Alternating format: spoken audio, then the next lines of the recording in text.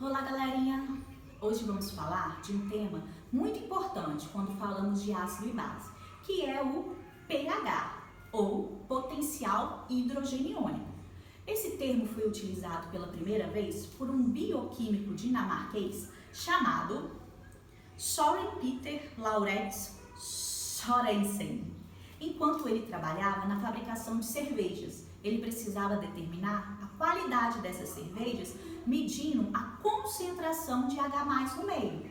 Lembre-se que um ácido, por definição, é qualquer substância que meio aquoso libera como único cátion H+ no meio.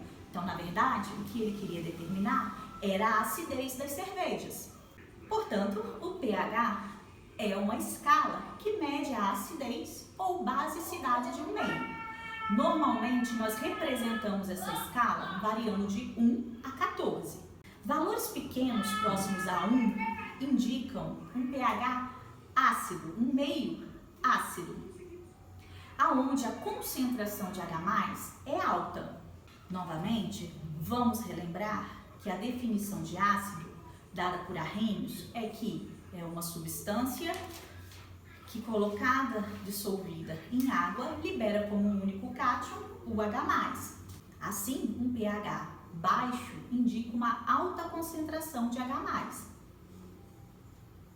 Valores altos de pH, próximos a 14, indicam um meio básico, onde a concentração de H+ é muito pequena, próximo a zero. Neste caso, o que existe são altas concentrações de OH-, que é a hidroxila, e que na verdade são liberadas por bases. Lembrando que a definição de base é qualquer substância que em meio aquoso libera como único ânion o OH-. O pH igual a 7 indica um meio neutro, onde não há excesso de H+, nem de OH-. Portanto, o meio não está ácido nem básico. Observe que o pH é uma escala logarítmica, então relembre a matemática. A escala mais comum que estamos acostumados a usar no dia a dia é a escala linear. Na escala linear, um número é sempre somado a outro, como por exemplo, numa reta é sempre somado o número 1 ao número anterior.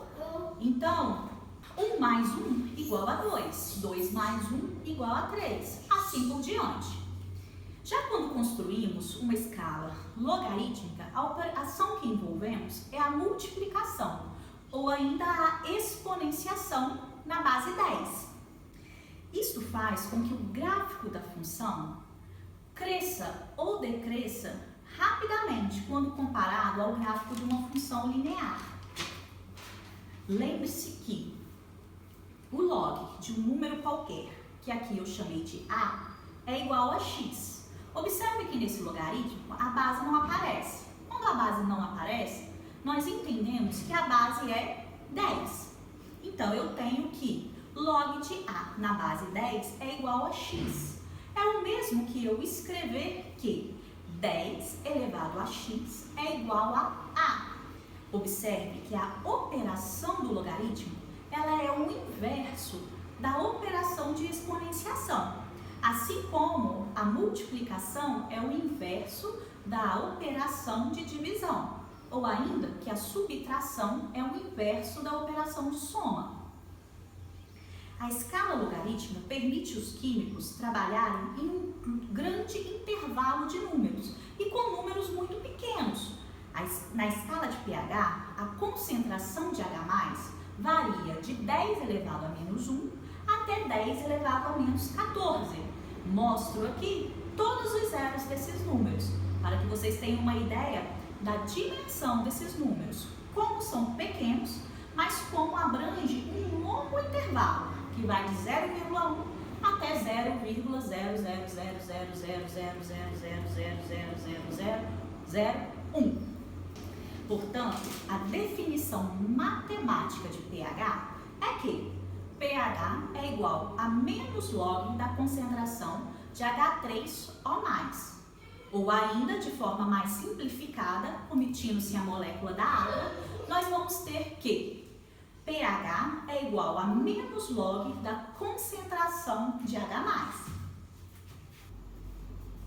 O pH de um meio pode ser medido através de um pHmetro ou através de um indicador ácido-base. O pHmetro é um equipamento que vai medir o sinal elétrico que é gerado no meio pela concentração de H+ ali presente. Os indicadores ácido-base são substâncias que mudam de cor dependendo do pH do meio e são muito utilizados nos laboratórios e também são encontrados no nosso dia a dia, como as substâncias presentes no repolho roxo, que variam de cor dependendo do pH. Uma das substâncias mais utilizadas em laboratório é a fenolftaleína, que apresenta uma coloração rosa intensa quando em meio básico, ou seja, em pHs maiores que 7. E quando em meio ácido, apresenta coloração incolor. Um outro indicador muito utilizado pelos químicos é o papel de tornassol, que apresenta coloração azul em meio básico e coloração vermelha em meio ácido. E nós ainda podemos contar com o papel indicador de pH universal, que na verdade é uma tira de papel que combina várias substâncias indicadoras de pH. E através então da coloração que essa tira de papel adquire, ao entrar em contato com o meio a ser medido, nós podemos medir diretamente o valor do pH desse meio.